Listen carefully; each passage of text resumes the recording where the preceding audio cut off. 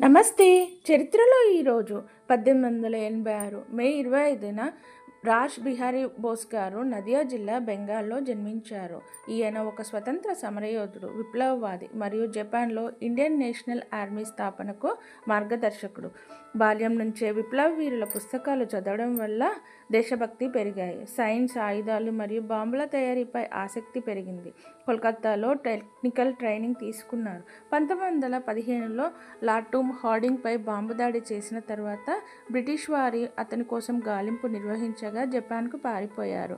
Japan న్యాయ వ్యవస్థ మరియు ప్రభుత్వానికి భారత స్వతంత్ర లక్ష్యం వివరించి మద్దతు పొందారు. జపాన్ వారి సహకారంతో 1942లో ఈయన ఐఎన్ఏ ఆజాద్ హింద్ ఫౌజ్ను స్థాపించారు. ఈ ఐఎన్ఏ బాధ్యతలు నేతాజీ సుభాష్ చంద్రబోస్కు అప్పగించారు.